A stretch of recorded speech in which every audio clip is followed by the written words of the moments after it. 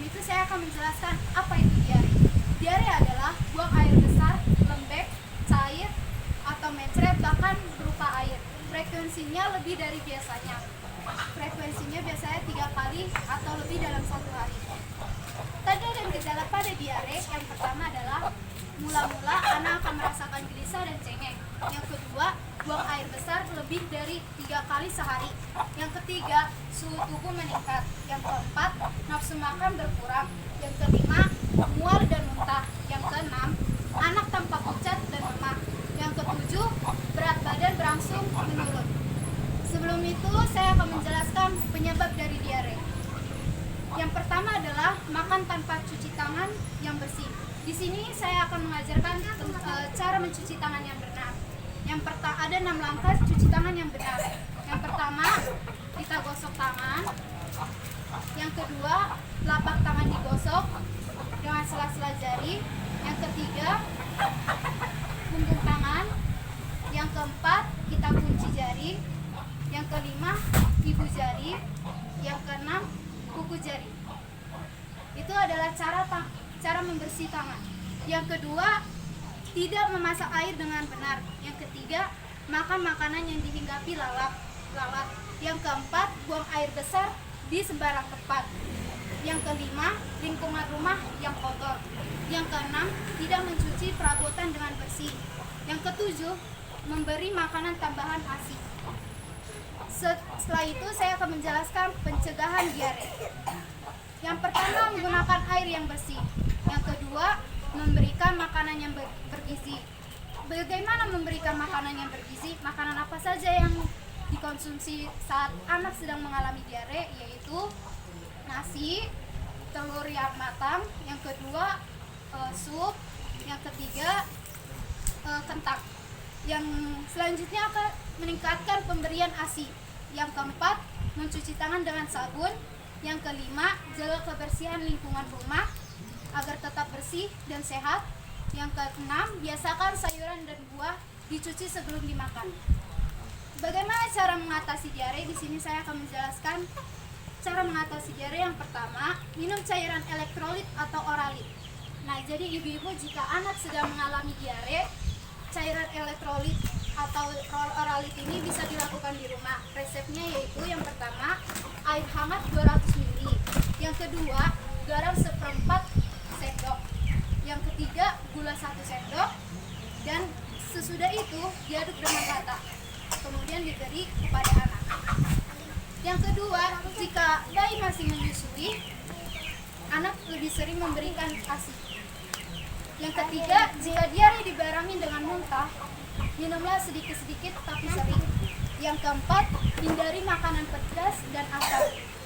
Yang kelima, jangan beri minuman yang bersoda. Yang ketujuh, segera ke dokter jika feses mengandung darah dan berlebih. Begitu penjelasan dari diare pada anak. Jika ibu ada pertanyaan, dipersilakan.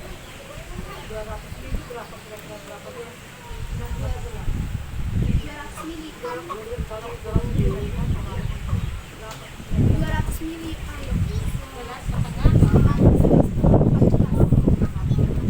Satu sendok gula, 1/4 menggunakan air yang hangat. Jadi kalau pas diare, makan apa yang bisa dimakan anak-anak? Yang bisa dimakan Yang bisa dimakan anak-anak, buah-buahan pisang karena bisa mengandung kalium. Kemudian mengonsumsi apel dengan dijus itu sangat bagus. Apel merah. Kemudian melon.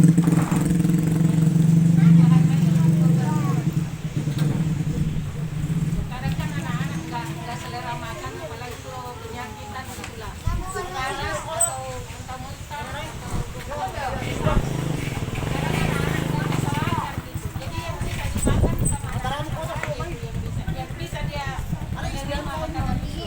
Roti bisa, nasi, tempe, telur matang, Setengah matang atau matang telur matang harus telur yang matang. Jangan diberikan makanan yang siap saji kepada anak. Hindari makanan yang berminyak, hindari makanan yang bersantan. Dan anak-anak tidak boleh diberikan sayuran brokoli, jagung, kacang polong. Pada saat menstruasi Pada saat menstruasi anak-anak tidak boleh mengonsumsi makanan jagung, kacang polong, begitu brokoli nggak bisa. Ya? brokoli. Tapi kalau sebelumnya bisa kan? Ya, bisa. Soalnya yang saya tahu kan brokoli itu untuk meningkatkan daya ingat gitu. Kalau saat diare, anak tidak boleh makan makanan yang mengandung gas, yang bersoda, gas, manis, asam, pedas, berminyak. Kan namanya kurang nafsu makan, jadi kita paksa minum air. Kadang kan kita kasih teh manis. Susu bisa, Teh manis bisa. bisa. Brokoli nggak apa-apa gitu. Biar jangan kurang cairan ya ibu. Terima kasih. Lagi ibu, Silakan kalau mau nanya.